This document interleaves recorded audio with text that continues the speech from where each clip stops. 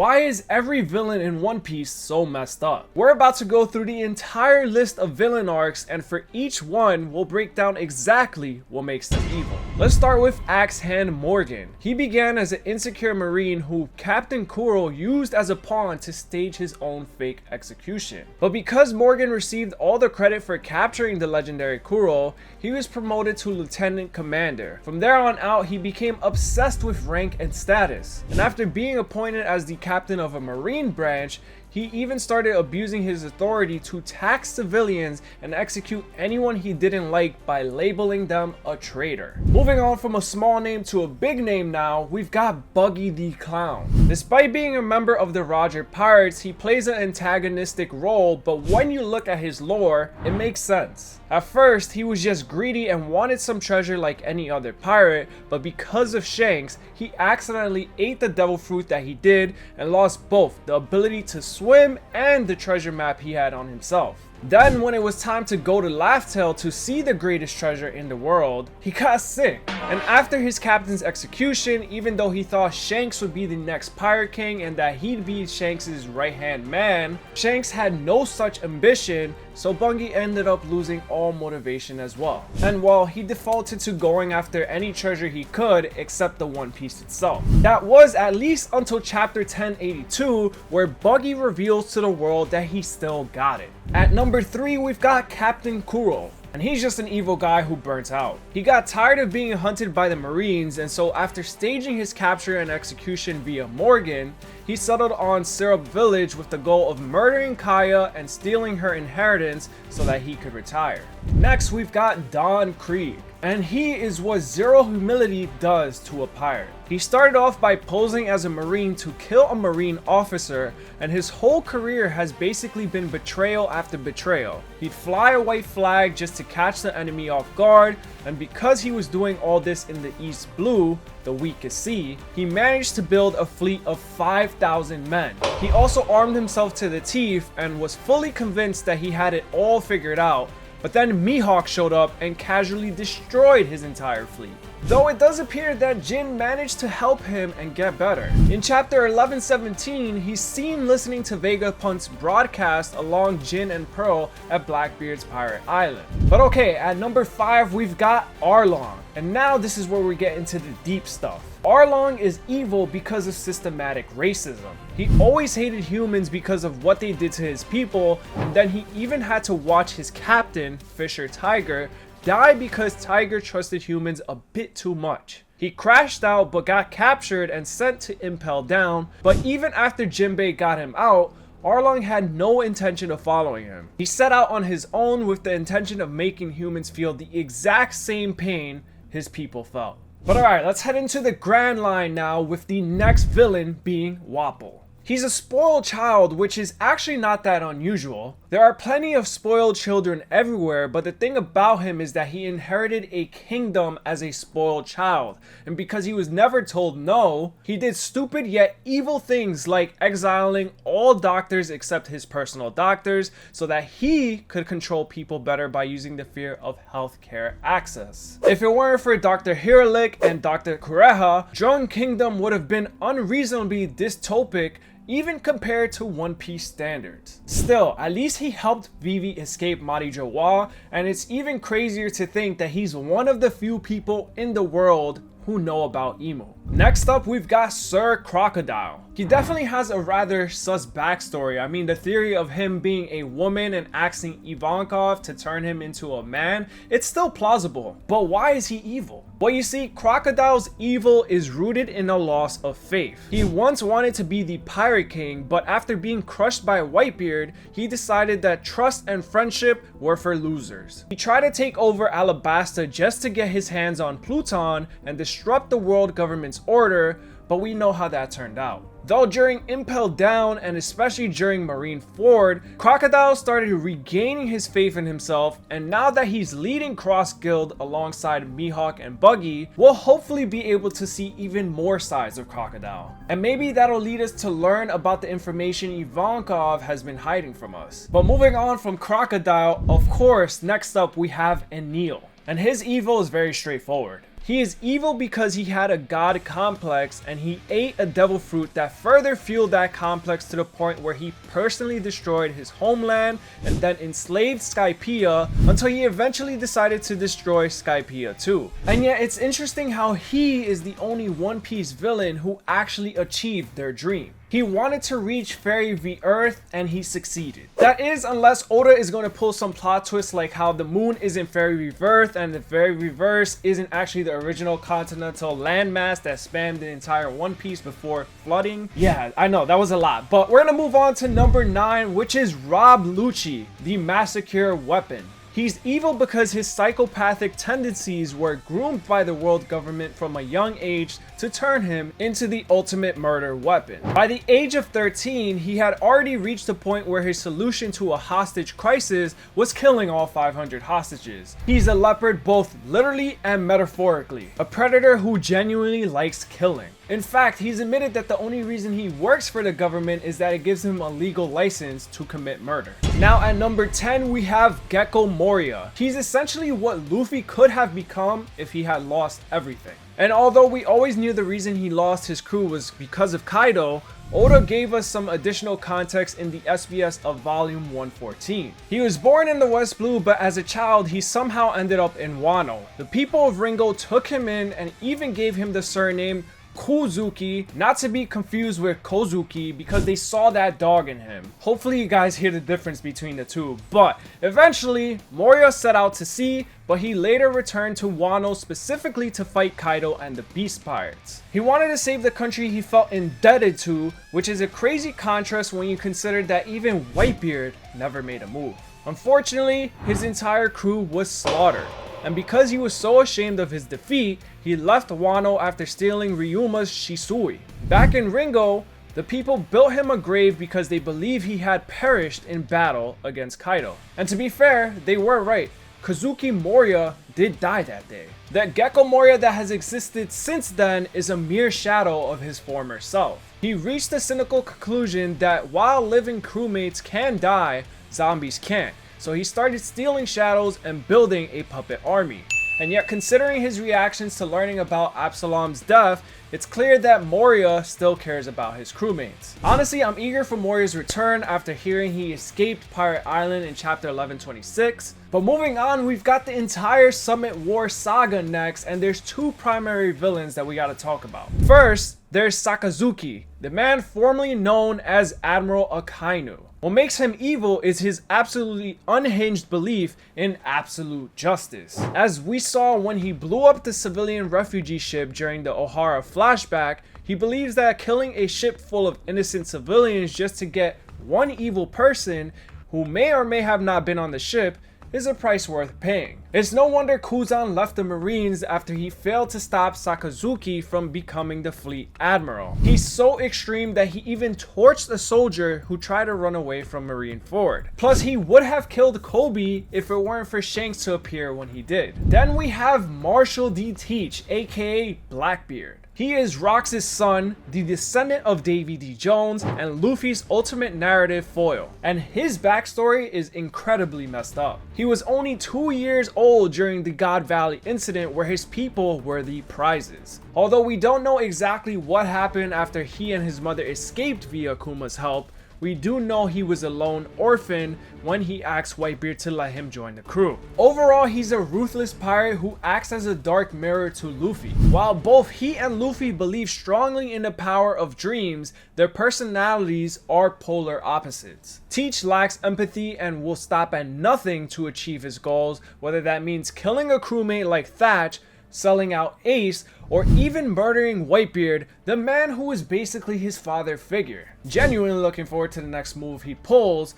He and his crewmates are always doing something, and thanks to chapter 1107, we know that the Blackbeard pirates have set their sights on the world itself, and considering how Blackbeard is the descendant of Davy D. Jones, it's very likely that he'll replace Emu as the final antagonist of the story. Going back to the list, we've got Hody Jones at the cursed number 13. Hody is perhaps the most terrifying villain in the series because unlike those we've discussed so far, nothing actually happened to him. Unlike Arlong, Hody never personally suffered from human racism. Instead, he's evil because he was fed pure hatred by his environment from the moment he was born. He represents the evil of ideology without experience, someone who hated humans just because. It's important to keep in mind that he didn't hate humans for their historical or current atrocities either. If that were the case, he would have tried to destroy Fishman Island itself. He's a hollow vessel for a cycle of hate, nothing more, nothing less. At number 14, we have Caesar Clown, a mad scientist with absolutely zero conscience. Caesar is the pure, ego-driven mad scientist troop. He has no problem developing chemical weapons of mass destruction or even drugging children to further his research. No wonder multiple Straw Hats confirmed that Caesar is exactly the type of person Luffy hates the most. He is the very antithesis of Luffy's values after all. Moving on to number 15, we come to the man who is still considered the greatest villain in One Piece by a majority of fans, including myself, the underworld broker, the heavenly demon, Don Quixote Doflamingo. Doflamingo's origin is a surreal combination of both tragedy and entitlement. He was born a celestial dragon, but his life was upended when his father renounced their status to live as humans. Suddenly stripped of his world noble status, he had to live with the humans. He still acted entitled, which caused the locals to realize that they are celestial dragons. They had to be on the run constantly, and eventually he had to watch his mother die because of a lack of food and their absolutely unlivable living conditions. He was then hunted and brutally tortured by a mob alongside his father and brother. This was a horrific wake-up call for Doflamingo. He crashed out, personally murdered his father, and took his head back to Mari Jawa in an attempt to reclaim his status. But it was already too late. Rejected by the celestial dragons and hated by humans, he decided the only logical response was to burn the entire world to the ground in revenge. He was all in on his ambition, with his eyes set on both the title of the Pirate King and the empty throne itself. He was even fully intent on forcing Law to perform the perennial youth operation on himself. Also, even till this day, locked away and impaled down, he still knows more than we do. Specifically, the truth behind the secret treasure of Mari Jawa. Up next, we have Vinsmoke Judge. While the villain of the Zou arc is technically Jack, he was really just acting as Kaido's subordinate. It was actually Judge who played the more villainous role by taking Sanji away from the Straw Hats. As for why he's so evil, it's because he views his own children as tools. He was so obsessed with reclaiming the lost glory of the Germa Kingdom that he genetically modified his sons to be emotionless super soldiers. To him, a son like Sanji who can feel pain and empathy was a failure. Then there's Big Mom, also known as Charlotte Linlin. Her tragedy is that she was abandoned by her parents for being too big, too strong, and far too hungry. She was so naturally gifted that she defeated a legendary giant like Jarul at just 5 years old while having a hunger pang. And she quite literally ate her foster mother as well as her friends without even realizing it. You see, from the very beginning, Linlin was driven entirely by her own base desires. She never learned to empathize with others because her caretakers were nothing but enablers. First, Mother Caramel enabled her, and then Struzan did the same. Even as a 60-year-old woman, she retained the mind of a spoiled child. She spent her life building a utopia where everyone is supposedly equal, yet she ruled with absolute authority. She collected soul taxes and destroyed entire nations just because they couldn't provide a specific flavor of cake or chocolate. What I will say though is Big Mom's mental health was the best when she was with the Rock Pirates. Moving on to the Wano arc now, we have two villains we gotta talk about here. First, there's Kurozumi Orochi. While Orochi is objectively disgusting, it's important to remember that he was made. His family was hunted and executed by the public just for the crime of being born a Kurozumi. He spent his entire childhood hiding in fear until he finally gained power and turned that fear into fuel for revenge. His goal was to destroy destroy Wano. He wanted to inflict maximum suffering on the people and especially the Kozuki family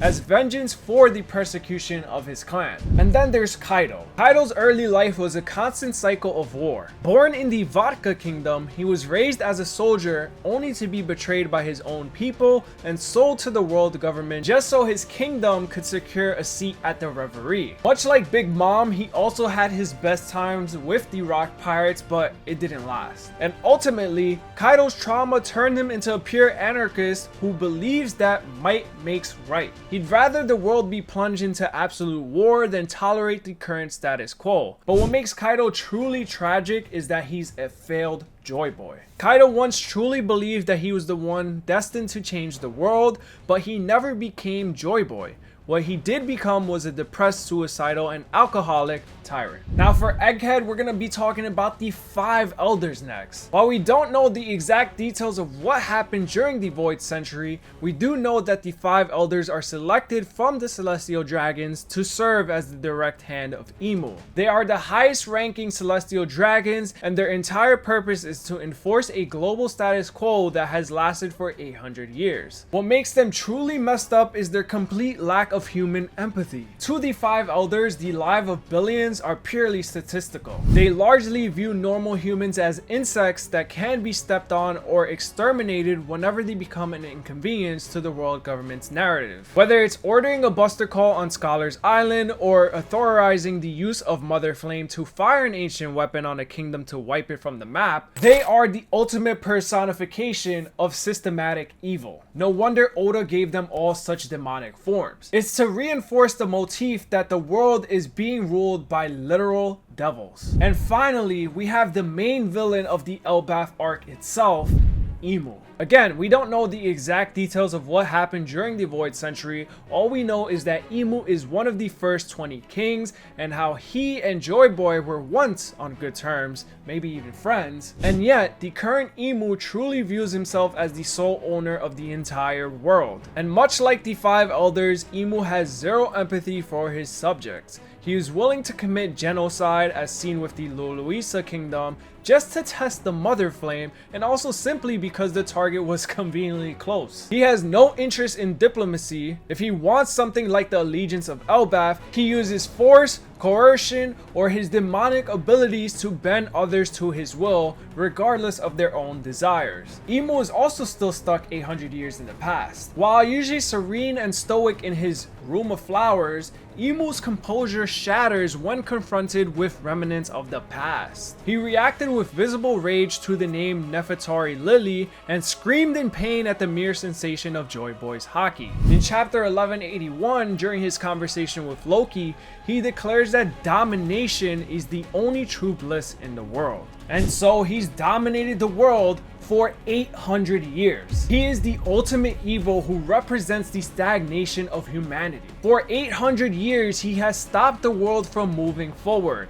But as Goldie Rogers said, inherited will, people's dreams, the ebb and flow of the ages, as long as people seek the answer to freedom, these will never cease to be. And Doflamingo even stated that the Celestial Dragons, including Imu himself, will be dragged down from their thrones. And there you guys have it. What do you think? Who do you think is the most justified villain from this list? And if there's anybody I missed, let me know down in the comments. Let me know any ideas for future videos you guys want to see. But of course, if you enjoyed today's video, smash that like button for me, hit that subscribe button so you guys don't miss out on future uploads. And speaking of villains, the GOAT himself rocks. If you guys want to learn more about him and his whole story, click on this video right here. But till then, take it easy and I'll catch you guys in the next upload. Peace.